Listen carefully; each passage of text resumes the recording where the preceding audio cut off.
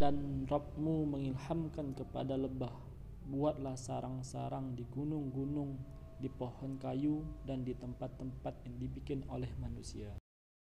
وَأَوْحَى رَبُّكَ إِلَى النَّحْلِ أَنِ اتَّخِذِي مِنَ الْجِبَالِ بُيُوتًا وَمِنَ الشَّجَرِ وَمِمَّا يَعْرِشُونَ